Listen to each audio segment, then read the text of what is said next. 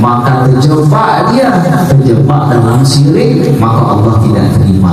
Tapi orang hakikat, ketika pada dirinya itu ada Rahman itu bukan diri dia, itu Allah. Kenapa? Karena dirinya sudah tidak ada, dia sudah duduk di makam kehambaan, yaitu Adam, tidak ada tersebut. Maka itu Bapak Ibu, dari sini nyata sekali Bapak Ibu, zahir batin kita ini bukan milik kita, nyata seluruhnya itu milik Allah. Contoh ini,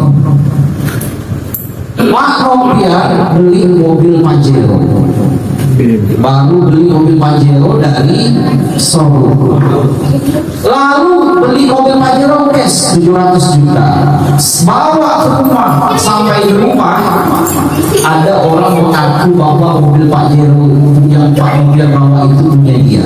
Pak Nopian, ini mobil saya nih Pak Nopian. Kata Pak Nopian, tidak, ini baru saya beli cash ini. Notanya saya beli cash. Kata orang itu, bukan Pak, ini punya saya Pak. Satu barang diklaim oleh dua pemilik, apa yang terjadi? Oh, bukan. Wah, itu bisa keluar samurai yang panjang juga.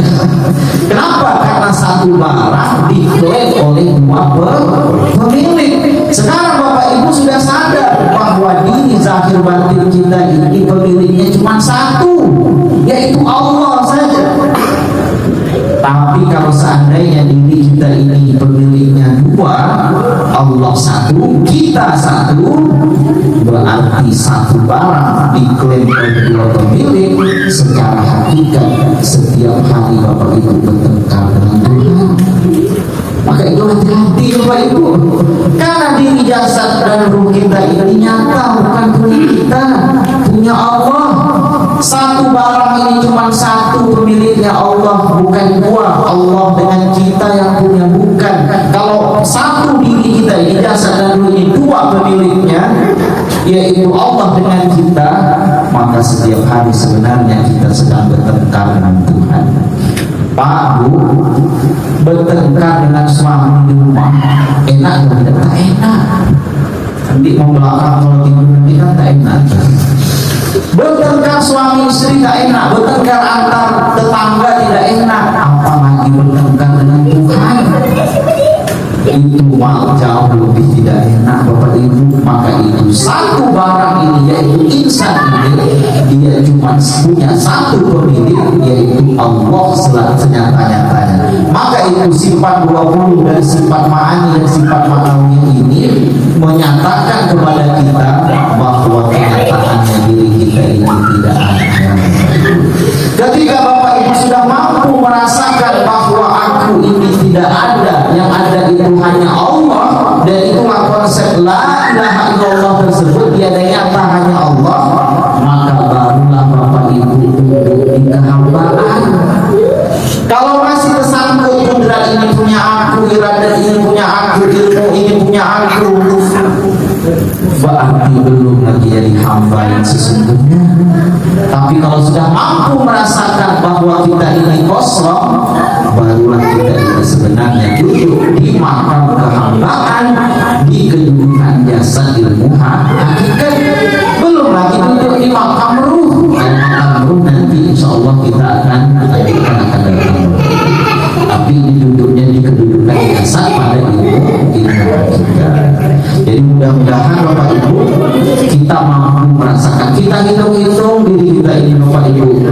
Kita lihat batang tubuh kita ini, dua mata satu penglihatan, dua telinga satu pendengaran, dua otak satu pikiran, dua perut satu rahim, dua peluru satu pistol katanya, dua lubang hidung satu napas, dua kuping telinga satu pendengaran, lidah empat rasa satu kalam, dua hati satu perasaan, dua kaki satu langkah, dua tangan satu pegangan, seluruhnya kembali kepada yang ahad. Tak ada kita Bapak Ibu. Maka itu kita wafi anfusikum apalan tubsirun, kata Allah, di dalam diri kamu sendiri kenapa kamu tidak lihat?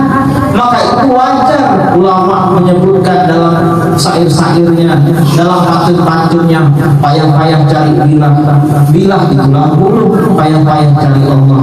Allah ada dalam tubuh, kata dia. Cari Allah dalam diri, rupanya aku yang tidak ada, yang ada itu hanya Allah saja. Maka itu ini wajib kita takkan, wajib kita rasakan. Setelah Bapak Ibu mampu merasakan, meyakini, maka sembunyikan. Kenapa? Karena semakin disembunyikan, maka semakin Allah itu tahu bahwa kita itu mampu menjaga rahasia Tuhan. Maka itu supaya kita ini duduk di makam kehambaan dengan sebenar-benar hamba, maka rasakan bahwa kita ini kosong, tidak bawa apa-apa, tidak punya apa-apa. Nyata seluruhnya itu adalah Allah Subhanahu wa Ta'ala. Baik Bapak Ibu, mungkin inilah yang dapat kita sampaikan pada malam hari ini. Mudah-mudahan ada manfaatnya, dan insya Allah nanti akan datang mungkin kita masuk di bagian aurat, yaitu aurat di kedudukan hakikat. Apa sebenarnya aurat tersebut? Nah, maka itu nanti insya Allah kelanjutan dari kitab ini. Terima kasih banyak Bapak Ibu. Mohon maaf, mohon dihalalkan. Assalamualaikum warahmatullahi wabarakatuh.